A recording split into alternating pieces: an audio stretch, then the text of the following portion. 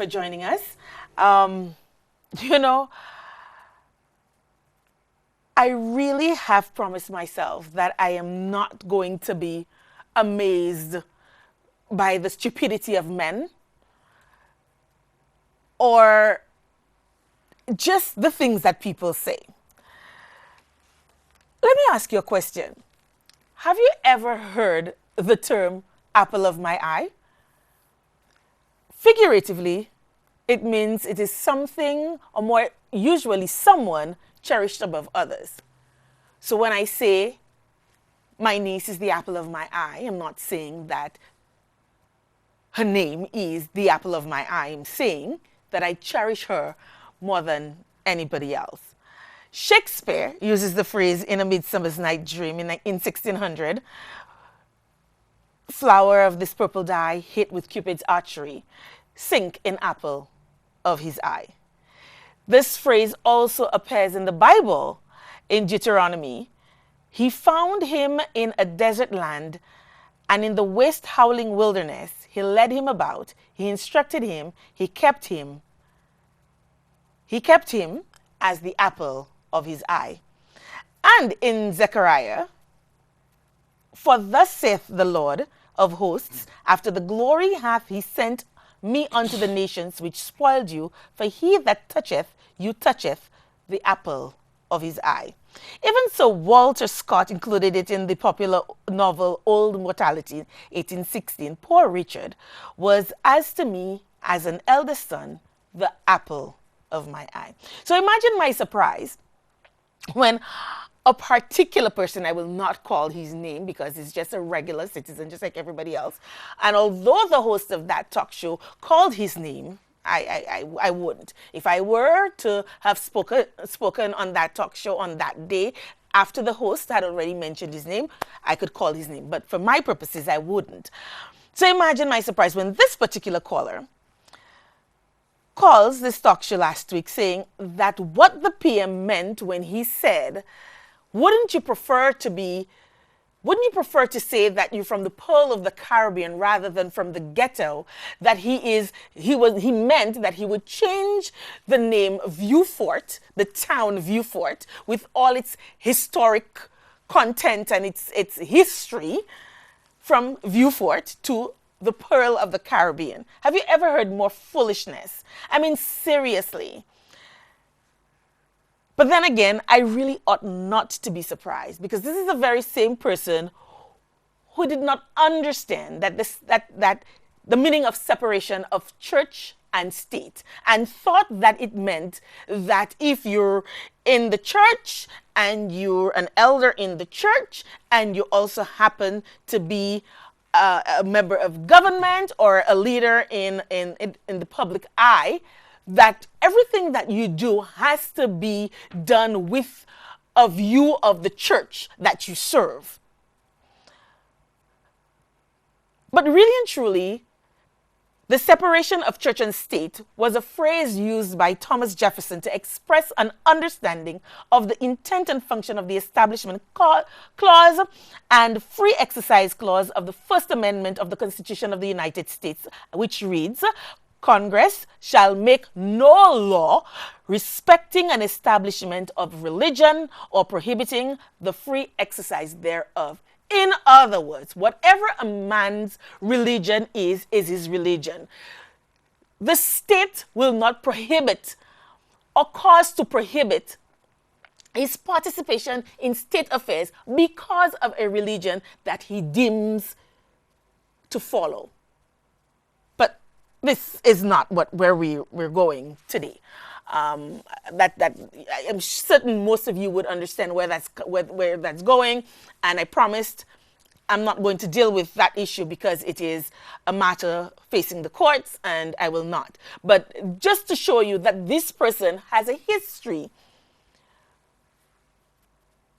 of foolishness, of combobulating and confusing issues and not knowing where to start and where to end and what the issues are. It's almost as if this person is programmed. This person is an excellent recorder, sits around men and women who talk philosophically or who wax philosophically and pulls out of various phrases that seems to make sense and then just repeats it or regurgitates it. Imagine this is the same person who says that a potential investor to this country is nothing but an opportunist. He's not an investor, he's an opportunist. Now, the term opportunist has a very, some may say, negative connotation. But for me, I see an opportunist as a person who makes use of circumstances to gain an advantage. And if that is not what an investor is, I really don't know. You see an opportunity, a way to gain an advantage, a way to make more money, a way to better your lot in life, and you take it. If that is an opportunist, and this is what investors do, then I don't think any investor is likely to be offended by you calling them an opportunist. Honestly, I don't see that. Then there is the big hullabaloo about the framework agreement, and the government signed a framework agreement, and the framework agreement, and it says this, and then, okay, so if the framework agreement does not include just the racetrack, is there a clause in there that says that, and will the framework agreement be changed and amended to include this clause and that clause and the buyback and this? Listen, once and for all. And people keep calling me and telling me, I don't understand, I'm so confused. Listen. A framework agreement is an agreement between one or more contracting authorities and or one or more economic operators, the purpose of which is to establish the terms governing contracts to be awarded during a given period of time. Most likely in particular with regard to price and, where appropriate, the quantity of something or the scope of work.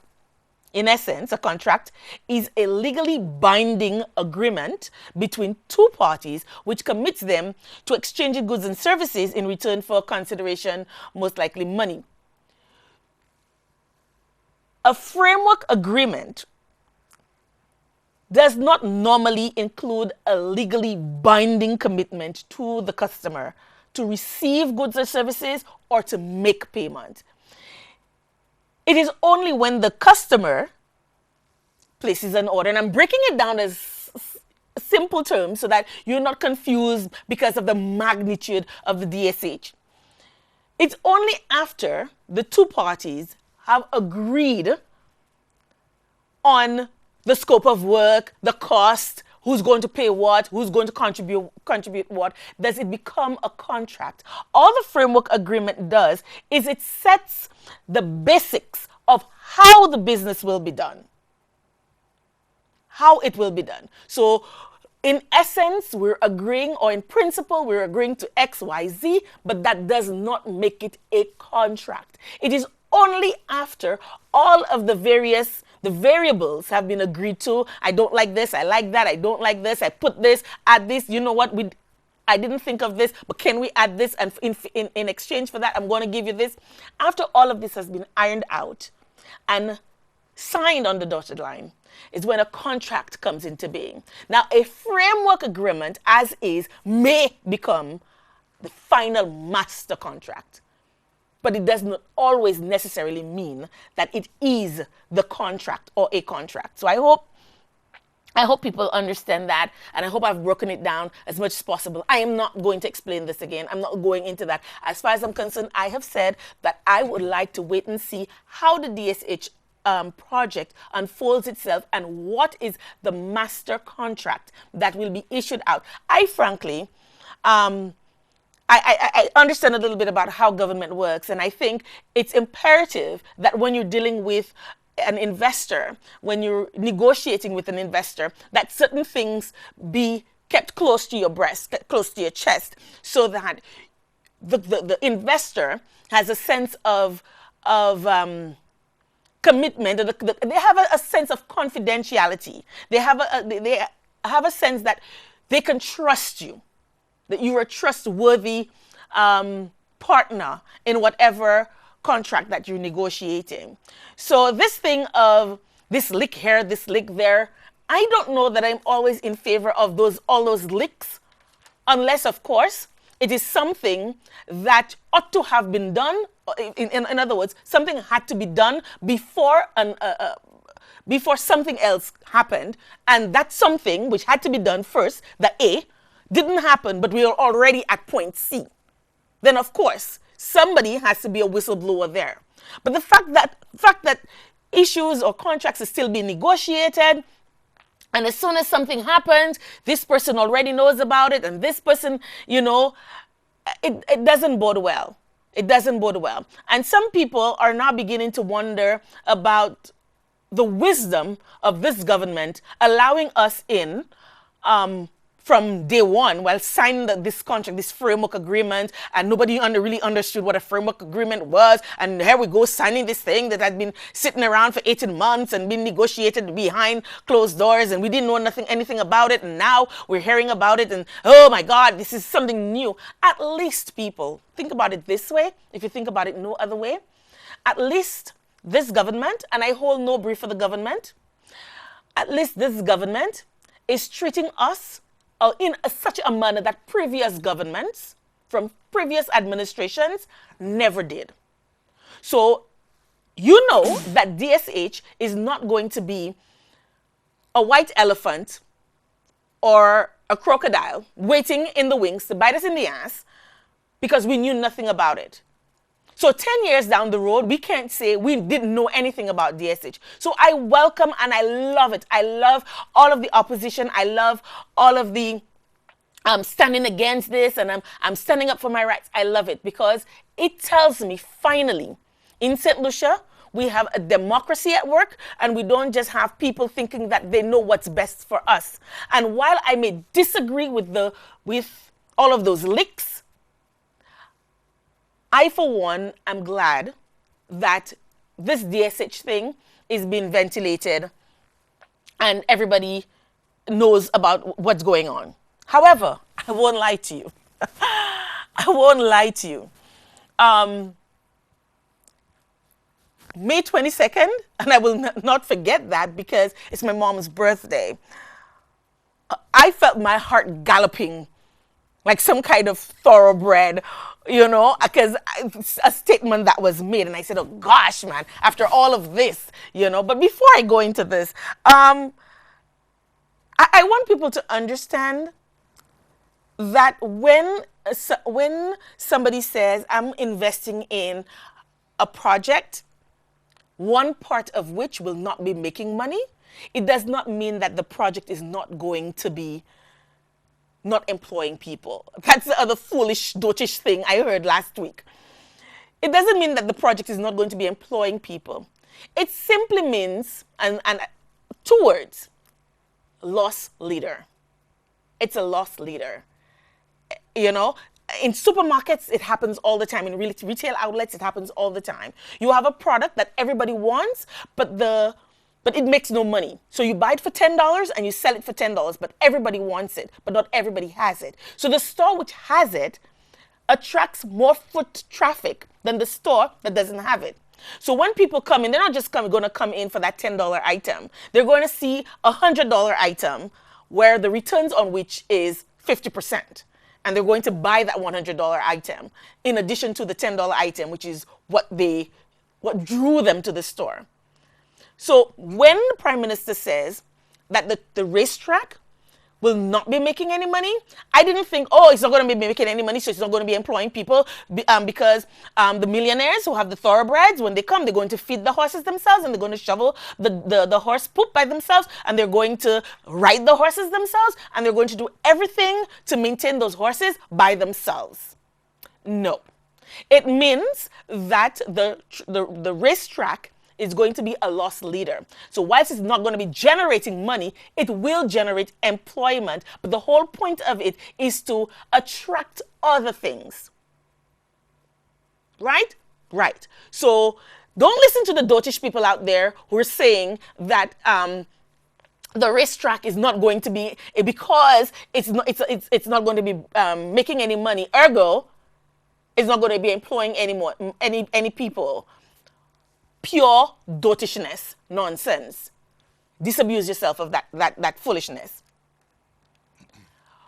Then, while we're talking about that, earlier I told you about the Prime Minister saying, "Are you from the Pearl of the Caribbean?" I thought it could have said better or differently. But you know what? It's campaign talk. It's on a platform. You're talking politics. You're talking, rah-rah, pom-pom girls, cheerleading, and all of that. But to hear a former educator ask the talk show host, that same talk show host, name what part of Vieux Fort is a ghetto, as if to say, Vieux Fort has no ghettos. Everywhere I know, in every country, no matter how prosperous that country, has ghettos. So for the representative for Vieux Fort North to imply that there's no ghettos in Vieux Fort, I was so shocked. I said, "Oh my God, there's no ghettos in Vieux Fort? What? Have I been living a lie?" So I picked up my phone and I called no less than 20 people from Vieux Fort. And I said, "Just name 2 ghettos in Vieux Fort for me." And boom, blast. Everybody named the same 2. I'm even beginning to wonder about the wisdom of mentioning them, because, I don't understand why somebody would want to be ashamed of being from the ghetto. I don't like the word. I don't like the word slum. I don't like the word ghetto. Because for me, it's more of a state of mind than it is from where you are from. The place, the geographical location that you are from. It's more a state of mind. I went to school with a lot of kids who are from the ghetto, and they tell you, "I'm from the Mang, I'm from Bruceville or Shantytown or whatever," and they're proud of where they're from, because at the end of the day, they know it's not where you start that matters. It's where you end. It's where you finish. So there's nothing wrong with being from the ghetto. Unless, of course, the ghetto is your state of mind, or the slum is your state of mind. So if, for instance, the people of Bruceville were to be relocated, and I'm not saying they are, don't say that I am, because the government has not said that they're going to be relocating anybody. But let's just say that the people of Bruceville, the people of Shantytown, or the people of the Mang, or whatever else ghetto from wherever, they're going to be relocated. What's wrong with that? The last I checked, people in the slums and in the ghettos, they don't own the land on which they've built their houses. And so if the government is going to relocate you from a place where you don't own anything, and they're going to put you in a place where you own something, where you are going to be proud to say, "I can contribute to my son or my daughter's education, and I can contribute to their well-being. I can contribute to elevating the standard of living of my family," what's wrong with that? And if that place happens to be Vieux Fort North, what's wrong with that? I can count numerous communities, let's say communities, that have been relocated, and the people are very grateful for it. They're no longer Muna Moon. They're no longer in a situation where they can't help themselves, much less their families. What's wrong with that? And coming from an educator, that's disturbing on many, many levels. So the guest, the talk show host, didn't want to name ghettos, but I picked up my phone and I called the Vieux Fortians, and they were like listing them off for me. So I don't know where Honorable Moses Shabatis was going with that, because to me alone that was foolishness. But speaking about dotishness, somebody dotish, huh? And it could be me, it could be you, it could be the government, it could be Honorable Dr. Ernest Hilaire, or it could be Mrs. Cindy McLean, I don't know. It could be CIP, it could be Invest St. Lucia, but somebody dotish up in here, and I for one want to know whom, and I want to know why. And I want to know why that entity, that person, would want the rest of us to join them in their dotishness. And I'm using the word dotishness this evening for a particular reason, because for me, it is pure dotishness. So on May 22nd, Ernest Hilaire made a statement, among other things. Everything that he said, I extrapolate from that. I can state to you today, for fear that the Prime Minister's office says I lie, you can ask them, that Invest St. Lucia, CIP unit, CIP board have all rejected the DSH project. In their professional opinion, Cabinet should not approve this project. Speaking of DSH. Lo and behold, 1 week later, yesterday, said institutions issued a joint statement categorically denying the edict of Ernest Hilaire. Now, while many had already sent out their Pinocchio salvos and saying that Ernest Hilaire lied and the SLP this and the SLP that, the SLP came back saying that it's not them that's dotish. It's not them who's lying. It's not them who has said anything out of the way. It is that the CIP unit and Invest St. Lucia and all the men and women who work in those organizations are the ones being dotish, because they are allowing themselves to be political footballs of the government. Then, out of the blue, this is what the former chairman had to say, right? That they should not allow themselves to be used as political footballs. And I'm not saying verbatim what he says, but I'm just giving you the gist of it, that they should not be. This is the former chairperson of the CIP. Then comes the CEO of the CIP, who says she has no idea what this joint press release is all about. As a matter of fact, she's not even on island, and I'm wondering why she even said that, because even if you're not on island, and even if you were to drop dead tomorrow, the business of the CIP would still go on. And if a press release had to be sent out, a press release will be sent out with or without your presence here. Not that they're doing anything illegal, or it's not like when Grindberg was signed, the Grindberg deal was signed, and only the Governor General could sign, and the Prime Minister of the day signed. It's not anything like that. So I don't even understand why she's even saying that she is not even on island, as if to say she's the only one who could send out a press release. And unless, of course, that's a part of the procedure at the CIP, that she's not there, so she doesn't even know what press release and whatever is going on. She's not even on island, and that the CIP does not have a habit, or it's against the procedures to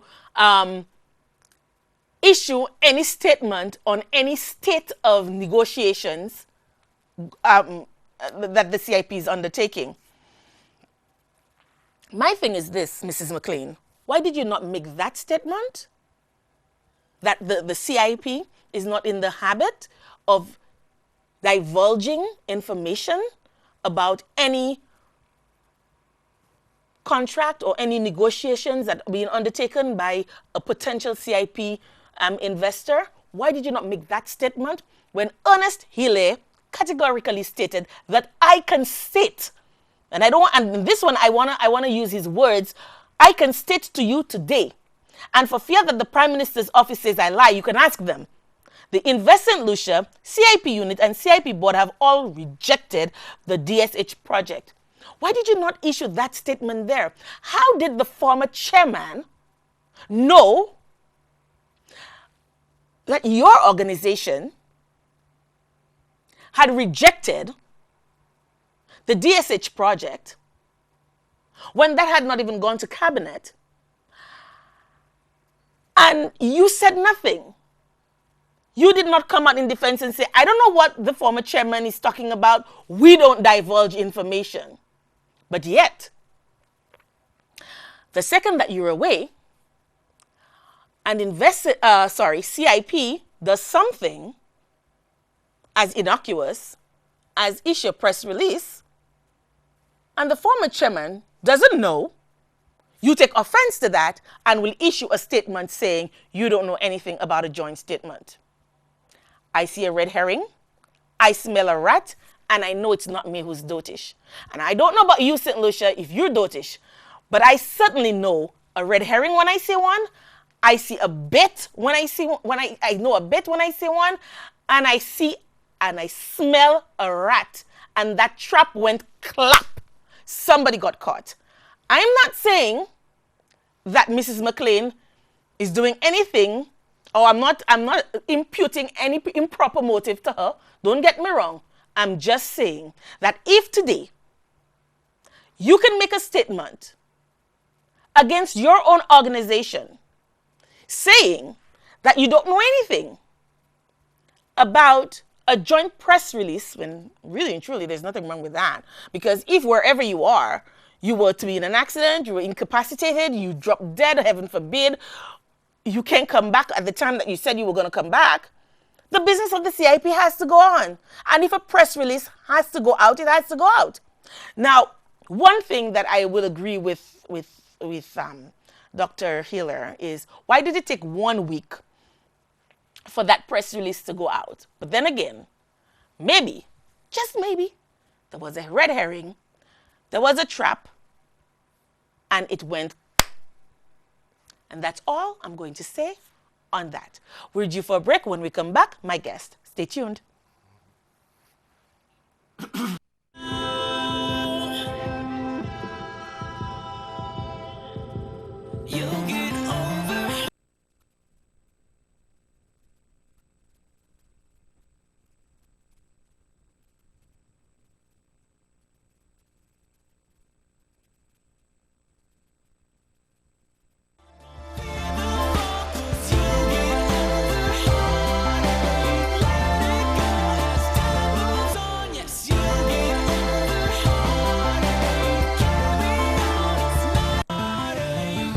Welcome back, and thank you for staying tuned to what's happening now with Laura. You know, perpetrators of the most heinous and violent crimes are becoming younger and younger.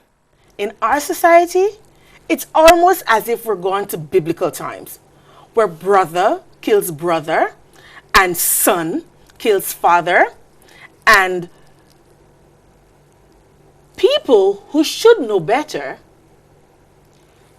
He was such a good boy. They're finding themselves on the other end, or on the dangerous end of weapons. In 2010, St. Lucia experienced the height of homicides, 44. Now, for some, they may say, oh, that's not so high, that's not so much. But for a country, 286 square miles, 170,000 people, that's a lot. The lowest we've ever recorded was in 2007, where we recorded 27. In 2017, we're not even at the halfway mark, and we're already at 26. One of that 26, a helpless, defenseless little baby. 26 between January and May. By my calculations, if we continue on this trend, we probably will have 62 homicides before the end of the year. That is frightening. My guest this evening is the minister responsible for internal affairs and justice in our country, Senator.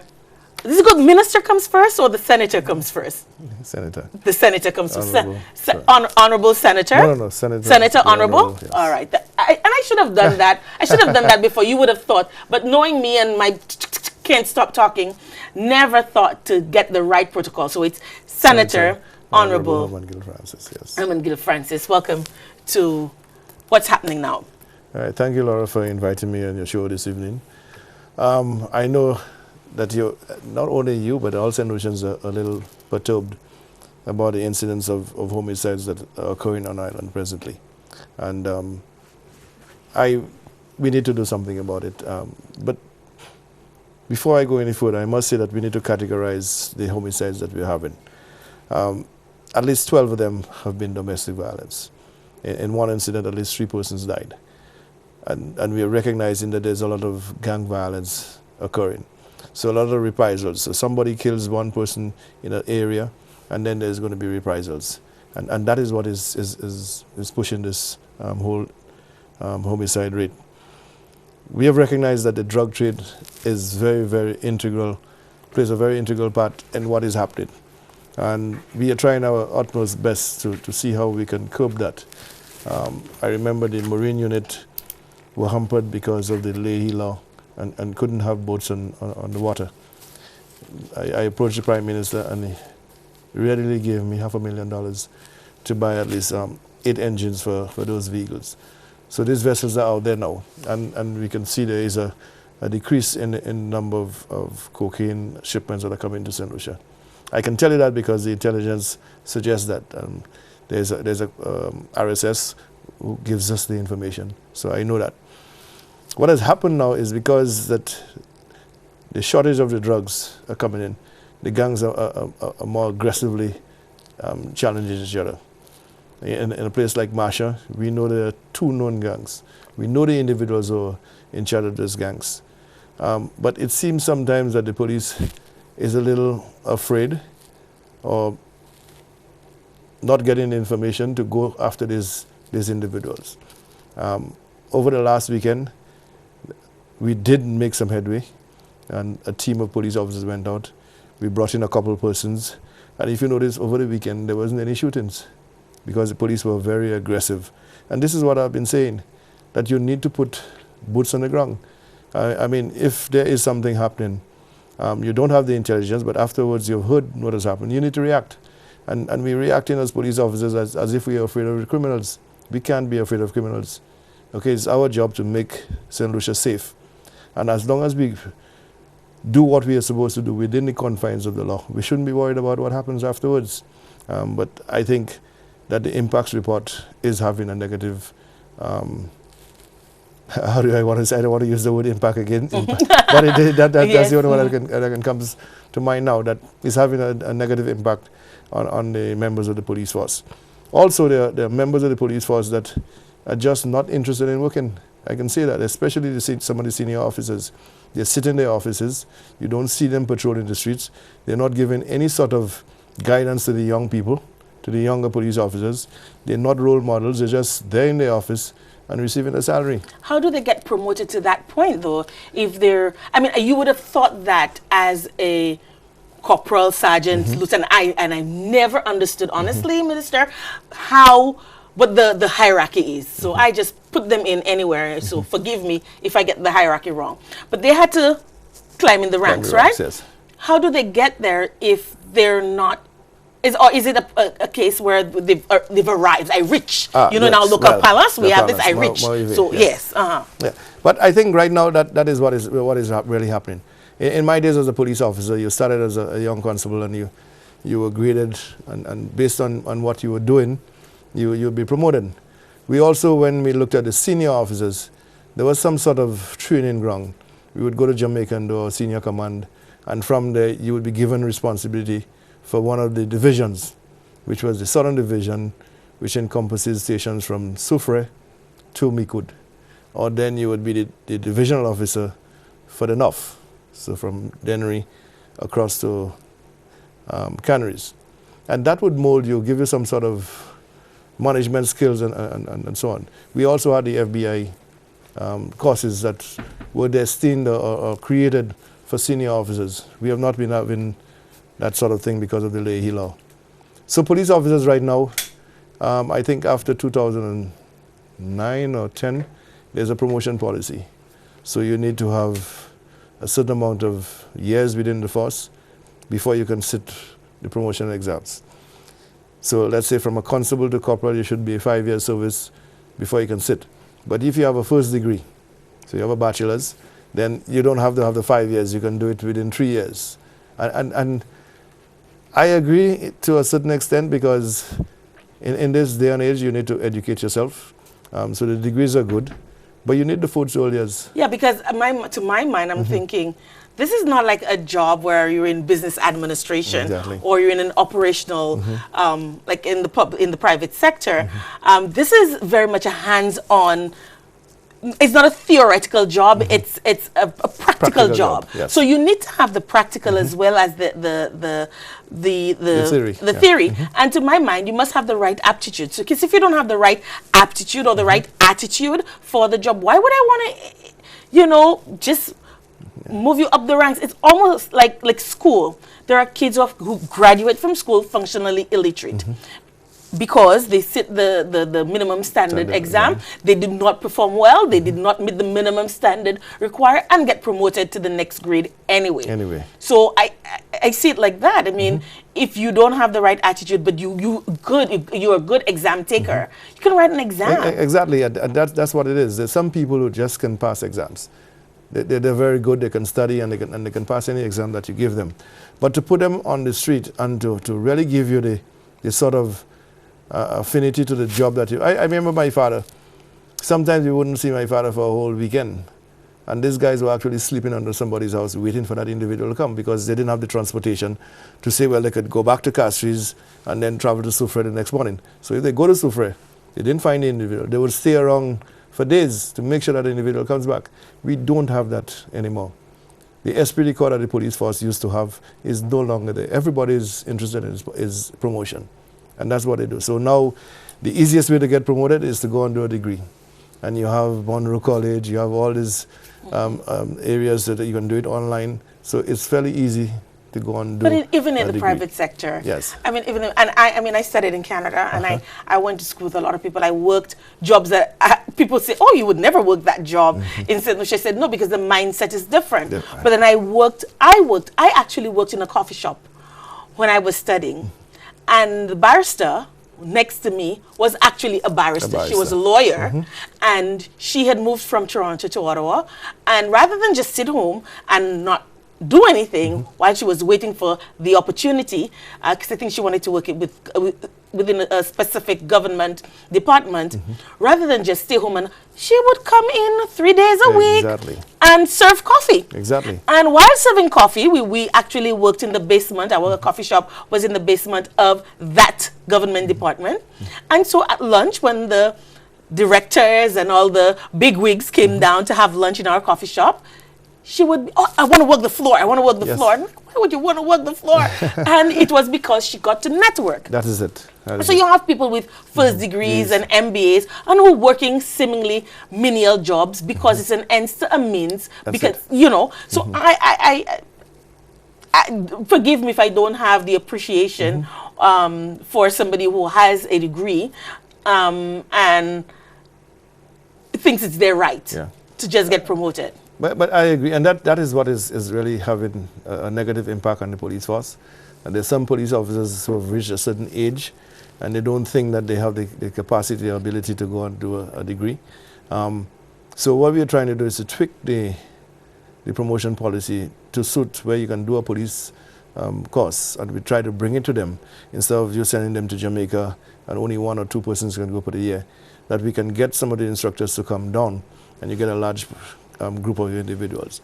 Also, I looked at the exams that have been given for police officers, and the last one they gave there, I mean, my wife is a police officer, and when she brought the curricula at home, I really felt I was back at law school.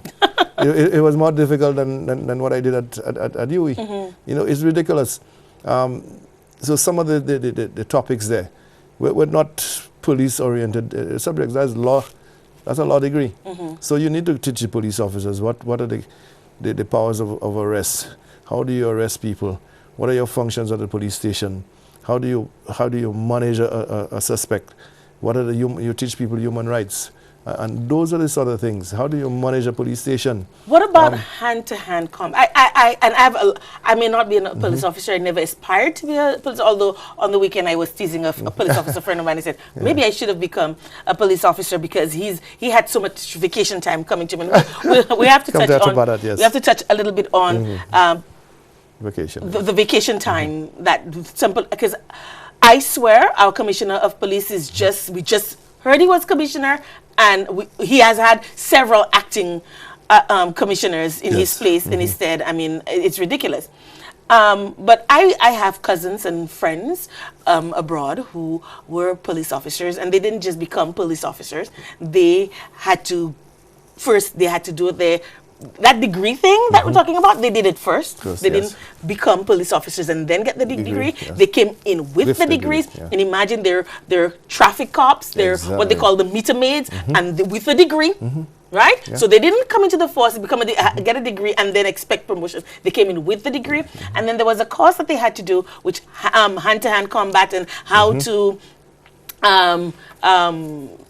what's the word I'm looking for? Like when somebody has a gun and how to get it disarm away. him, Yeah, and right. sort of To things, yeah. disarm that Self-defense, person. yes. Right, self-defense. What about that? Because I noticed we have a lot of cops who are so unfit. I mean, I am not the fittest person, so I probably would never make it as a cop. But I think that certain jobs, by dint of the scope of work, you have to have a certain level of fitness. And I see a lot of guys walking around with guts, and I see a lot of ladies looking like fresh as daisies, you know, in the middle of the afternoon. That's just maybe the time the shift starts. But I don't see them, if somebody were to be accosting me and I cry for help and they're right there, that they can help me any more than I can help myself. Is there a standard, once you've become a cop, that you have to maintain, especially fitness-wise? I think in my time that we did it voluntarily, but I know Commissioner Monchery is now looking at making it mandatory that you get yourself involved with physical training. When you're at training school, you do that very, very, very rigorously. You do a lot of running on mornings and so on. Even in the FBI course, when we did, it really taught us about management, that you're actually sharing a space with 4 people, and there's 1 bathroom, and the 4 of you almost coalesce there. And we did it for 3 months, and we never actually met anybody in the bathroom. So on mornings we get up, we run 10, 15 miles. You got to make sure you get back in time for breakfast. So even at that stage of your career, fitness is very important. So I know that Mr. Monchery and Mr. Daisy are looking at employing certain officers to do it. There is a police officer, he used to work at the government house. He has a black belt, he's a sergeant. And they need to make use of him so that he goes around and train police. I think I know. The name slips me now. Very, very good police officer. Yeah, dark-skinned guy. He's very good. Yeah. When you look at him, you know, okay, that he's fit. That's a police officer. Because I remember when my uncle, he was my granduncle, used to tell me, oh, I remember when I was a kid and he saw this guy and he says, you're tall uselessly. Yeah. So I said, what do you mean you're telling me so? He says, because he has the perfect height, the size, the build for a police officer, and he's just doing nonsense. I said, what does the height and the size of a person have to do all the... And he says, in my days, and you know the rest. Yeah. But I think that's very important because I think it's a mark of indiscipline. And when you look at the criminals themselves, the criminals are fitter than them. Yeah, they're fitter. So when you have one of those whippersnappers dashing through these alleys and escaping, you know, how are you going to catch them if But you... again, what you want to do is they want to resort to the weapon, the gun. And that should be the last resort. So if you can run after a man and capture him. I mean, I did some crazy things as a police officer. I was in traffic and I arrested a guy on the highway. And I put him at the back of the motorcycle. And went down to the station. Oh my gosh! So but I was driving very, very quickly, so he would not be able to jump down. And he had to grab me around my waist and held me, and I took him to the police station. The police officers now, most of them, I think, they don't have the pride and commitment. They have a job, and they just look at it as a job. So I go to work, I do my 8 hours, and I'm back home. Especially some of the senior officers, there is no mentoring. Police officers go on scenes. And you see the junior officers are there. Right now, most murder cases are investigated by constables. I have a problem with it, but the law allows for it, that a constable can investigate. But can that be changed? Because I don't see, now I shouldn't say I don't see how a constable has the experience, because some of these constables, my God, they've been constables for decades. Right. What's up with that? And also, you find that I have a problem with continuity and succession. So you'd have a certain cop or a group of men and women trained in, say, for instance, CSI. Yes. And then by the time you blink, it's another set of CSIs. How do you keep up with the training and the continuity when you constantly having to train, especially now that we're not getting the training from the US as we used to? How do you keep you know, those officers trained. There's never one officer who could say to me, I am a CSI. I am a career CSI. Yeah. Well, we do have that. We don't call them CSI. We call them the CRO, Criminal Records Office, and so on. Scenes of Crime Officers, SOCO. With the Forensic Lab and the director, Ms. Fernanda Henry, we are going to be training those persons to become forensic experts. So we have a few already who are scenes of crimes, and they can go to a scene and pick up evidence and analyze it and so on. But I think the expertise needs to be beefed up. So that is what we're going to be doing, so that these officers that are chosen will be trained by Fernanda and the gentleman who used to be a police officer in St. Lucia, Berkeley. And incidentally, he went to Canada, and he was one of the best forensic experts there. So he's now retired, and he's willing to come back and assist us in that. So we are going to be using him to assist us in training some of these police officers. Speaking of officers that are retired or have served extra-regionally. Yes. We talked a little bit about gangs earlier. You said about, you know who the gangs are. A lot of the crime, a lot of the homicides for this year have a lot to do with gang reprisals. Gang reprisals, yes. I know that there are quite a number of police officers who have gone off to serve in Bermuda, Cayman Islands. They're back. Obviously, they were out on contract. They did a contract. The contract is over. They're back here. They got a lot of training in gang warfare and that kind of thing.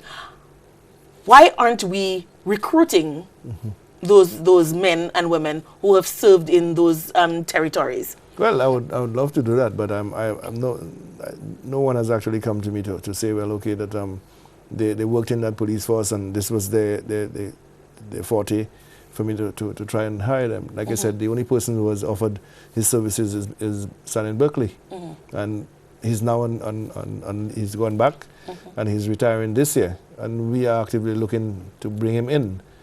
So if the expertise is there and persons want to come back and assist the police officers, I would definitely look for some way of engaging them. So that's important. But like I need to also go back to the senior officers, the mentoring. I remember as a young officer, I went to... Hold that thought. Before you go further, I'm going to make an appeal. There are certain people out there, and you know who you are. We've discussed this, we've talked about it, and you've heard the minister just say that he doesn't know about anybody who trained and worked in those territories in certain areas and have certain expertise that the police force could use. I am certain. Now, from the time I've known this gentleman, he had never told me a lie. Whenever he's made a promise to me, he's kept the promise. If it is to give me a call back, if it is to find out something from me and to get back to me, he has. He's promised to be here months ago, and I just let that go. And then, you know, it came up again, and he's here. I do not know him to have lied to me about anything. Now, if he's ever lied to me and I ever find out, Minister, it's going to be a different kettle of fish. But he has said that he doesn't know. So please get in touch with the minister, bring in your CV, your record, your track record, and see how, because it is not just for you to have had this experience and to just come back here and be sitting at home or working at KFC or doing something other than what you've been trained to do, when we can use your services in St. Lucia. So please get in touch with the minister. And if you can't get in touch with the minister, get in touch with me. And then I will try to assist by getting in touch with the minister. So far, he's always returned my calls. So we're going to be working on that. Yes, so. Yes, and that's what I was saying. I was giving the story of me going to a break-in at... I'm trying to remember, Hospital Road. And I jumped into the vehicle and I met, and Simon Springer saw me and said, well, where are you going to? I said, I'm going to a house break-in. He said, but who tell you can go to the house break-in on your own? And he said, well, get at the back. So I had to come out of the front, sit at the back. And he brought me to the scene and showed me how to enter that scene and what to look for and so on. That does not happen anymore. Officers stay in their office and just send the young officers out there and without any guidance. How are we going to combat that? How are we going to fix that? Well, all I can tell you, Laura, is that I'm going to read the Riot Act to the senior officers. And I want to see changes being made. Okay, I'm not going to be the minister and allow a bunch of officers who are not going to be, when they do leave, they can say, well, okay, this is what I did with so and so persons. I remember Ms. Henry, who is the acting deputy now. She's holding on for the commission because he's out. And she can tell you that there are persons that she held and she trained. At the time, they accused her of being very familiar with these people and those of her friends and so on. But now she is recognized, and you can see the work that she did with these persons. She was trained by me, and she will tell you that when people like Mr. Nelson, Mr. Phillips, that she learned it from the best. So anytime she sees certain things happening and she talks about it, persons will tell her, well, this is that and this is that. But we are not getting that. The commissioner, Mr. Mosheri, I was the one who took him into prosecution, and I mentored him. And he talks about it all the time. This is what we need to do. We can't hold the information that we have as police officers. Sometimes we are blessed, we have just the natural ability to investigate and to relate to people. We had to train our youngsters how to do it. But they're not getting that. All they have is on their own, and they're just doing sometimes it's a bad job. Mm-hmm. We have heard a lot about foot patrol. Yes. Now, here's the strange thing. Mm-hmm. You're the minister for Justice and Internal Affairs and whatnot. Your brother is the mayor of Castries, and I hear him all the time grousing about he has his men on the ground, mm-hmm. and he's putting more men out there, and they're doing the best that they can. But more and more, city policing falls on the city police, mm-hmm. and not on the regular police, and that is not getting the support, mm-hmm. of the regular police. Mm-hmm. How can we combat that? And also, to my mind, I find that when you look at it, most crime of the violent nature, mm-hmm. happen on evenings, on the weekends, mm-hmm. and whatnot, when we have less men on the ground. Duties, yeah. How can we combat that, and why is that? Why is it that we're not scheduling more police officers, mm-hmm. during those peak times, or just throughout, mm-hmm. 24/7, 7 days a week, mm-hmm. 12 months a year, every day you have the same number of police officers on the ground doing police work. Exactly. But Laura, that's it. There you are. You're an ordinary civilian, and you can recognize that. So why is it that the police officers are not recognizing that to do good policing, that you need to be on the beat. You need to pound the beat. The bad thing is that I always use my experience, and then sometimes I may be a little hard on police officers. But we had an inspector called Chico and myself. We were on beat 1 and beat 2. That encompasses the whole of almost the whole of Central Castries. And there were certain times there were a lot of break-ins in town and so on. And we gave instructions, and we said that when you guys go to cinema at Getty and Clark's, when it's 11:30, we don't want to see anybody in town. And you would see the mad scrambling of people leaving the cinemas and running to their homes. They didn't want us to find them after 11:40 midnight on the street. They did not want for us to find them, because we had that sort of thing that if you're out of the city, that there wouldn't be any break-ins. And we kept it like that, very, very clean. But then you will recognize that in this day and age, we can't afford really to not have anybody in the. As a matter of fact, yeah. We want to get people into the city yeah. because we want our city to be vibrant. I agree. But at the same time, we want it to be safe. Yeah. We don't want, when there's a jazz event, for our children to be accosted and assaulted in the Derek Walcott Square. Exactly. You know? How that can happen? If you have the proper policing methods there, that should not have happened. On Jeremy Street on a Friday and a Saturday, that's the hub of activity.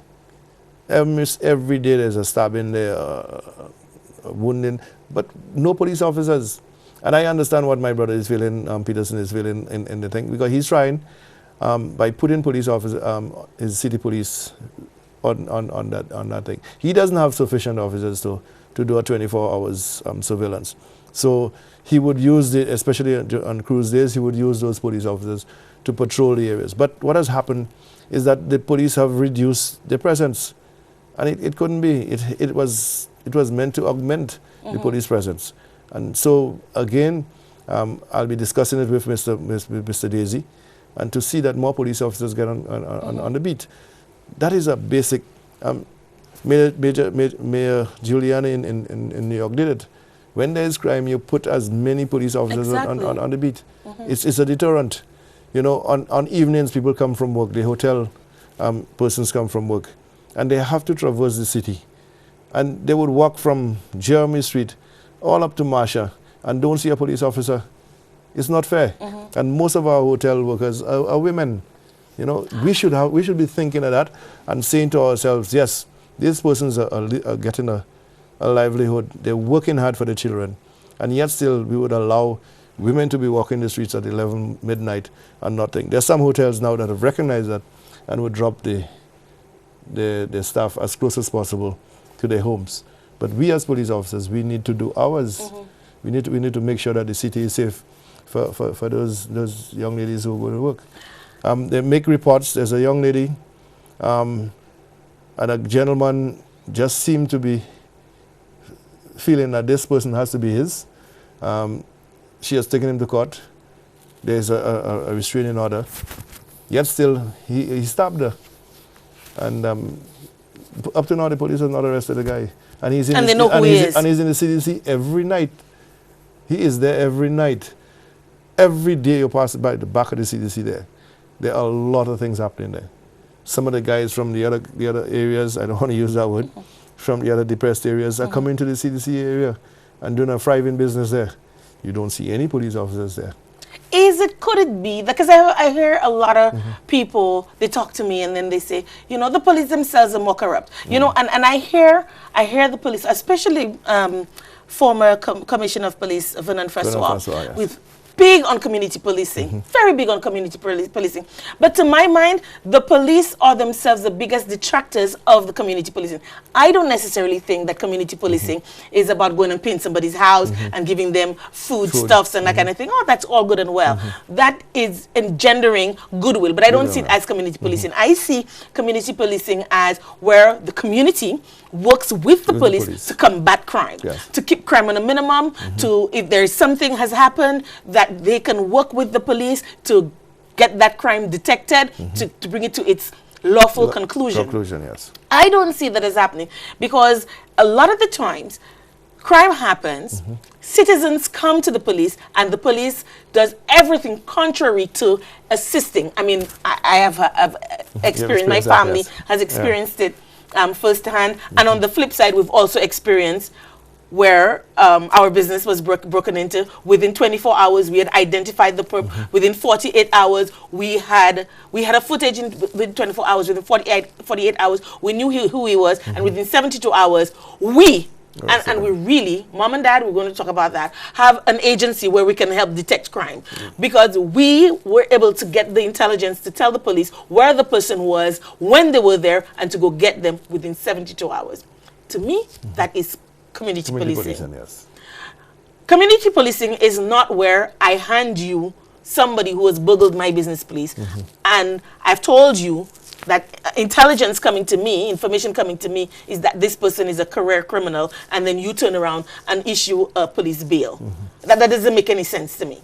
You know, I mean, your common sense, and I know that police bail, and you explain that to me, is where you use your common sense or your wisdom, and you say, okay, I don't see that person being a menace to society or whatever, and I use my exercise my judgment. But if I'm already known to the police and I'm already used to doing that, what benefit do I have to come back when you tell me come back to court? I agree. But your matter, and when you did call me, I did speak to the acting commissioner and he responded and he did what he had to do. So I was very surprised that the police officers, somebody who has burglarized somebody's shop, and then you're going to give them police bail on a Sunday. On a Sunday? When the Monday is court. So, you know, why not take the person straight to the court and let the court decide? You know, I'm at a loss. The police officers that are interpreting the law very differently, and they have their own perception. And maybe that's why, as you said this, maybe that's why the exams that they're giving to them are like law exams, because they don't seem to understand exercising your own judgment and putting it into context. And maybe they need to have that sort of training as well as the regular police training alongside with that, Yeah. so that they can understand the import or the importance of what it is that they're actually doing. Yes. Because I don't think they necessarily understand. Because in that matter, there it is that somebody has burglarized your property. You've arrested that individual and called in the police. Yes, you may want to tell the criminal that if you pay me that amount of money, then I will release you. I won't go to court. But that should have nothing to do with the police officer. Exactly. The police officer's duty is that you have now made a report. So that person is arrested, taken to the police station, and charged. You go to the court. If you, as the person who has been victimized, want to go to the court and say, well, okay, I've been compensated, I don't want any further action, that's your business.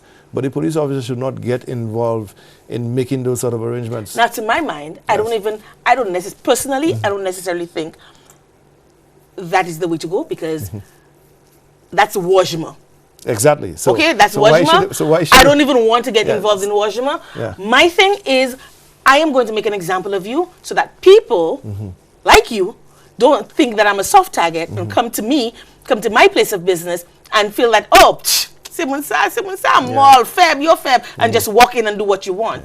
Because that is why, as in the case in Babonneau, where that guy got so much love, Yeah. you know, that's why these things happen. Because people get frustrated and they figure, I capture you, I hand you to the police, I am not going to get justice. So I am going to issue my own brand of justice. My own brand. And I'm going to feel good at that point, and whatever happens afterwards can happen. Yeah, but Laura, that's not we can't condone that. No, I mean, that's vigilante justice, and I don't at all. I right, don't. and, But I'm saying I understand. So it is for us, for the police officers, for us, the Ministry of Home Affairs, Justice and National Security, is to try and give the public that sense of comfort that we are going to do what we are supposed to be doing.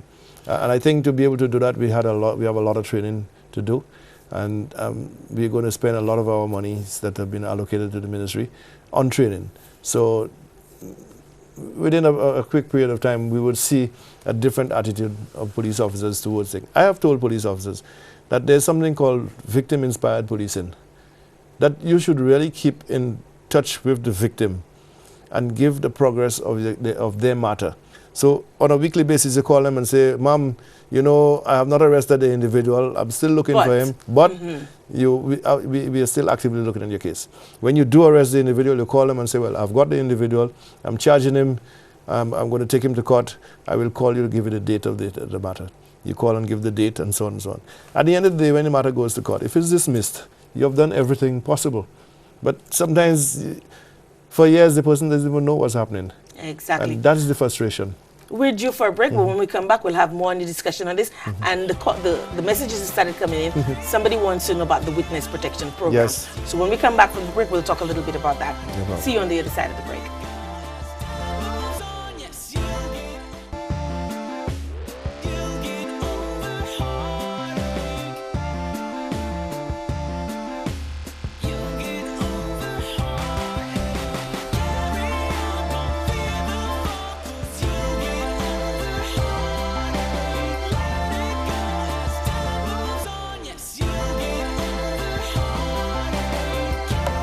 Welcome back, and thank you for staying tuned to What's Happening Now with Laura. My guest this evening is Senator Honorable.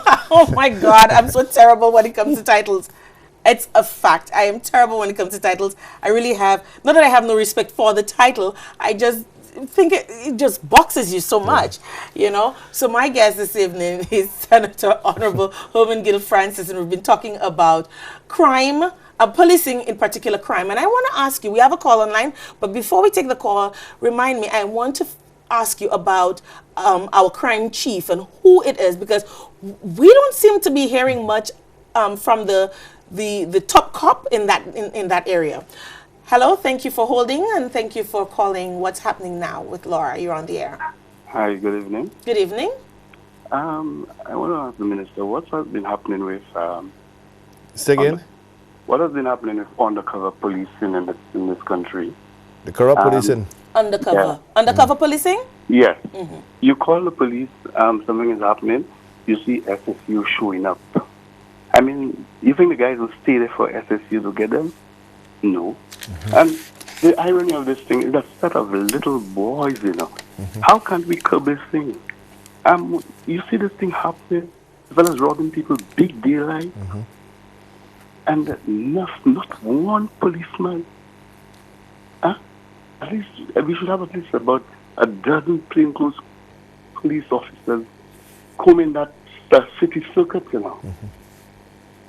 Nothing at all. You call the police, you see SSU vehicles coming. You think the guys would stand there and wait for them? No, not at all. But that's a very, very, very valid I point. think that's the way to go to get to the root of this thing. There's a stack of little boys. How can these little boys outmaneuver the police like that? Thanks. Thank you so much for your contribution.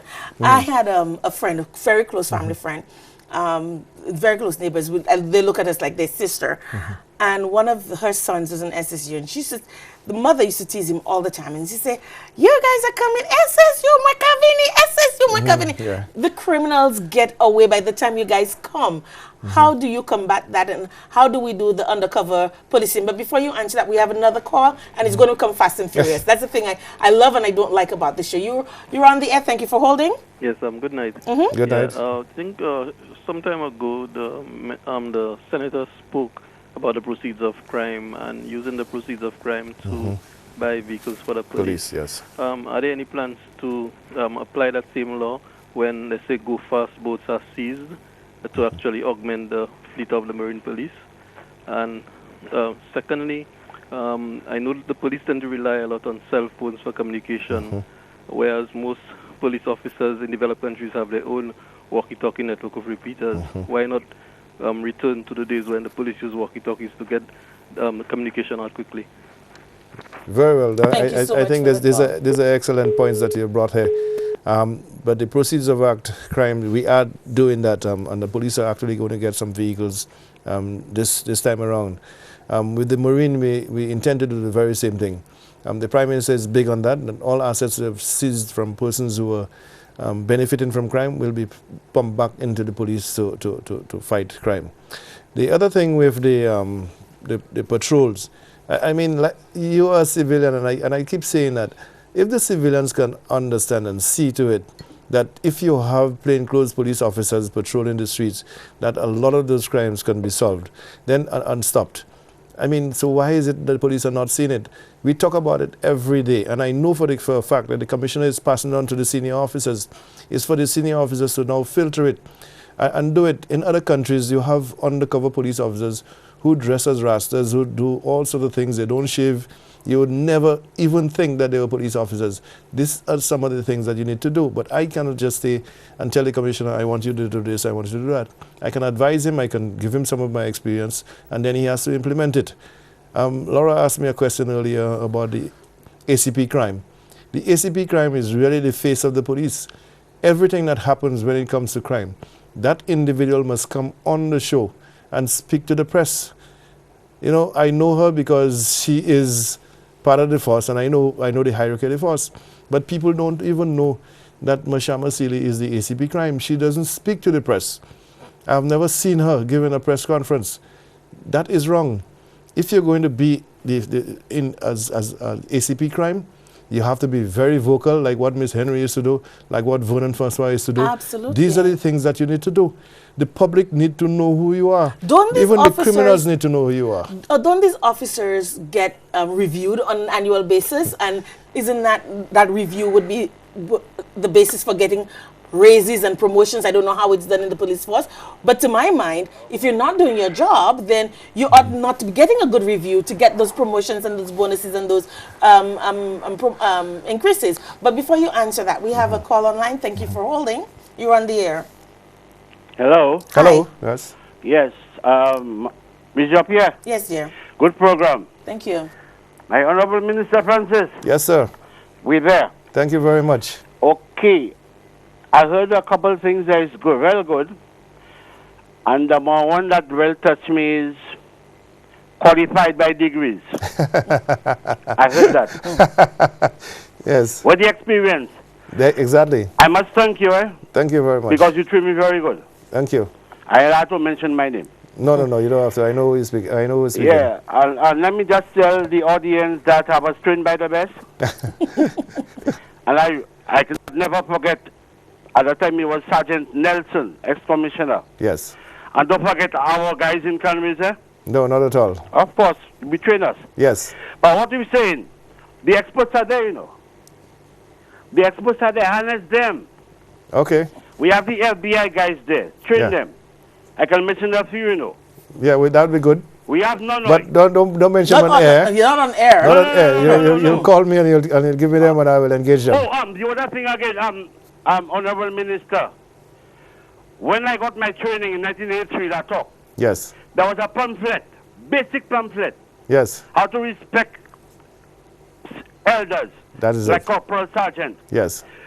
human rights, prisoners' rights, Right. all that. Yes. I think I have a copy there. Make You it mean available back to then you. there was Doing all a that. pamphlet on prisoners' rights, and Yes, yet yes. we have such a horrid history on human rights and prisoner rights. But that's what I'm in saying, this Laura. country. We have regressed so badly.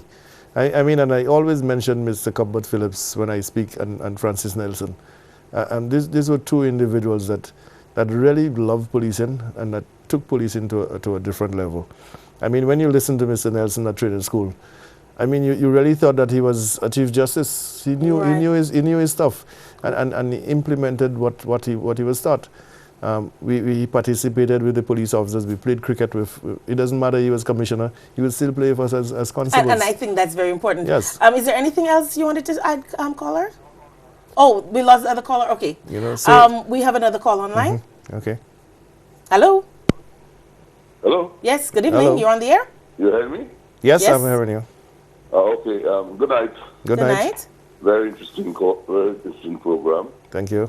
I just want to put in my little input. I think I recognize that voice, you know. Okay. Yes, sir. First of all, the question of training. Yes. I think that the length of training, I think that the length of training should be increased because the world has become very technical and scientific. So you need to give the fellas a little bit more of the science orientation as far as policing is concerned. Yes. That's the first point I want to make. I think that the training program that you have is quite good.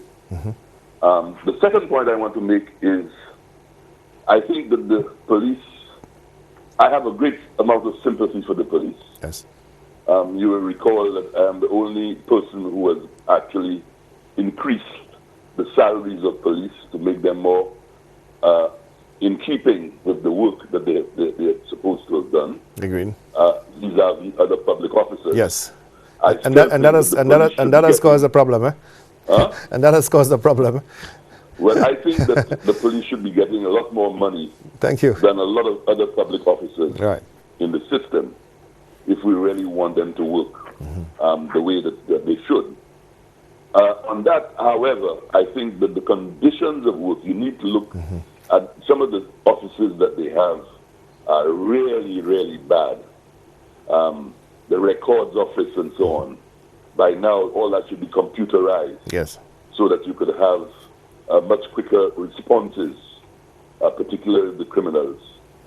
So the conditions of work of police, we expect them to work well, but I think we should improve on the conditions for their working thing. The other thing is the question of the mobility. I remember the ATV vehicles were supposed to be utilized in suburban areas, particularly in areas where people go to work and the whole community, you don't have any people there, you see? Yes. And you need to patrol.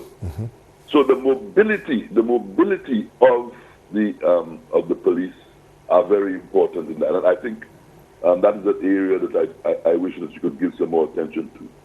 Like let's just take the Grosile area. Yes. You'll go to Moshi and all these. Volunteer and this. Yes. So the fellas now, we gave them some of the ATV vehicles, and they have them on the main roads. They're not supposed Agreed. to be on the main roads. They should be out in the old, the rough Dirt roads. roads, and yes. things But like who that. monitors these Yeah, things? exactly, I mean, you would That think is an area you- that I Yes. think that you also need to look at.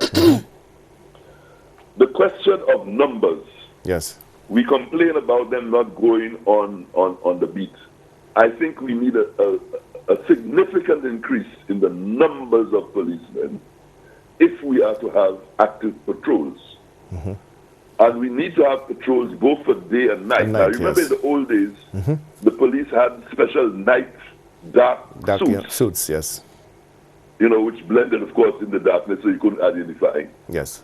And at every stage, the senior man, whether it was a police sergeant or inspector, or inspector, yes, had to meet at a certain point, thank you very much. and where the fellas would come and they would report exactly right there in public, right, and they had so that the public knew that those people were operational. Right. That, I think, has to be increased Agreed. or reintroduced. Reintroduced, right. Definitely, but you need increased numbers for that. Thank you very much, sir. Okay? You're not finished yet? I mean, we can have a whole show, you know. The question of promotions. Yes. Promotions. Yes. Now, you know the history, you've been there, Yes. that there has been a lot of favoritism in the police promotions force, in the right. past. Yes. And we need to get away from that. Agreed. And that is why I had put in Policy. an objective test where you had an examination as Yes. well as what was called a practical problem-solving test This, yes.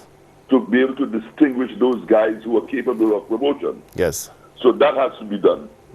The question of the solving of crimes, I think we need to be...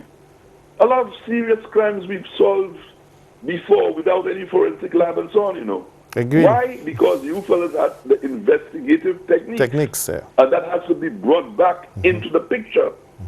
You know, the forensic is just an aid, you know. Right, it is, yes. But for us to be dependent on forensic to solve crimes, we have to get away from that kind of attitude.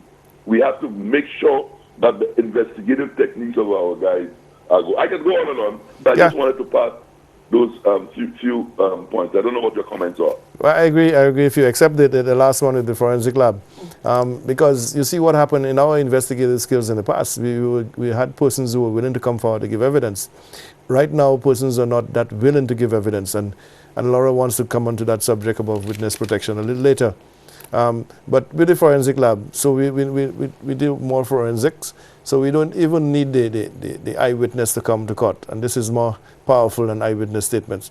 Eyewitness statements can always be... Yeah, it can always change because they forget things and so on. You know. But, you know, I'm happy that you called, and I've always said it again. These are the persons that taught me a lot, Mr. Nelson, Mr. Phillips, and yourself as the Minister of Home Affairs. And you would remember that I was the one who approached you for the ATVs, and you gave it to me. So I want to be even better than you as a minister. But as always said that you've been the best Minister of Home Affairs that I've ever worked with. That's very difficult. No. I'll get there. But thank you so for much all the for your points. contribution. Yes, thanks, sir. Good. But my question for all of what the last caller said, while it's all appreciative, who monitors these things? I look at it, there's a hierarchy, and that's it. They're not just there to sit in their offices. Yeah. The offices, they're there to monitor these things. They're there to give the resources to the junior officers, but yes. to also ensure that they're doing what they're supposed to be doing. Exactly. We have our last caller on already. Good evening. Yeah, good evening, Laura. Good evening, Mr. Francis. Hi, good evening, sir. Okay, Laura. Yes, dear. Listening to you tonight, I don't know what is Mr. Healy's problem.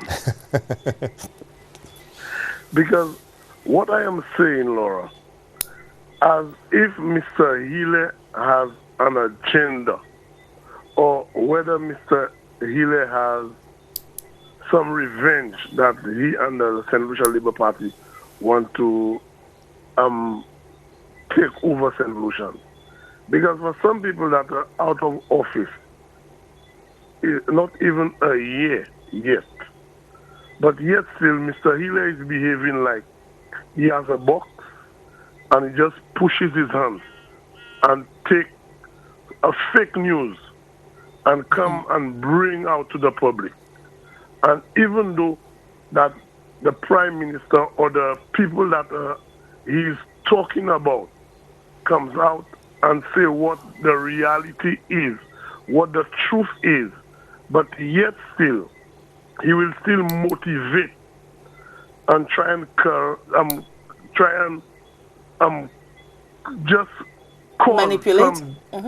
some cause destruction and some mishaps and like I do not know what is Mr. Hiller's agenda, but to be truthful, I would appreciate that Mr. Hiller, as much as he wants to be the leader of Labour Party, I want Mr. Hiller to at least sit down and listen and understand what is happening and what is it that this government want to do for the people of St. Lucia. Well, it's not it's not his business or his role to even understand or appreciate what the government is doing. It's his job and his role to get into governance, and so he will do whatever. And I always say this: opposition is very vital to the running of any country, and I applaud the St. Lucia Labour Party for opposing. They're doing a fantastic job of it. But what I think is even more important is that the populace can decipher for themselves. They have the opposing view and they have the government view, and they can decipher for themselves. They can decide for themselves which side is more plausible and believable. And I think that's all we can ask for. I mean, they're doing what they're doing. The government is doing what they're doing. But ultimately, it comes down to the populace. It comes down to the citizenry to pick sense out of nonsense. And all I'm saying is, when it comes to those licks, I find it very... what's the word I want to use? I find it very interesting. Let's use that word. I find it very interesting that the one thing the former chairman of the CIP did not know was that this press release was going to be coming out. But then we have to leave it. We have to leave it there because it's 10 o'clock and we have to end things right there. So maybe at some other time we can discuss it further. No problem. But thank you as usual for calling. Right. Yes. Minister, before I ask you for your closing remarks, it's already time. I have a case where, and just what we're talking about with the penultimate caller, in terms of management of resources and management of manpower. We understand the population, the citizenry that is, we understand that the police force is very hampered with regard to resources. Yes. And they can't do everything. We talked about the forensics lab, and you're going to have to come back and do a part two because we didn't touch on a lot of things. We didn't really go into the forensics labs. But we have a situation where our forensics lab was closed for however long. Is it open now? Or is No, it it's partly open. It's partly open. Yes. But we have a case where citizens will offer to do DNA testing or to pay whatever it takes, whatever the cost is for DNA testing to be done or for evidence to be tested, right? They're willing to meet that cost. Yes. And yet still the police force has not taken up the citizens on that. I mean, there's one particular case where the family, I know it intimately because I am very, very involved in that case. I know it intimately, and I know that the family has offered the police that they're going to foot the bill for the forensic testing. And up to a day like today, nothing. They've not taken the family up on the offer, and I think that's very strange. You need to send me the information. I would look into it. Absolutely, and I think you already have the information, but I will refresh your memory off air. But it is something that we really, really need to focus on. I mean, this is what community policing is all about. The police does not have the resource. We understand that. We're willing and we should to assist. We should jump at that. Yeah? Final words. Yeah, I want to thank you, Laura, for inviting me here tonight.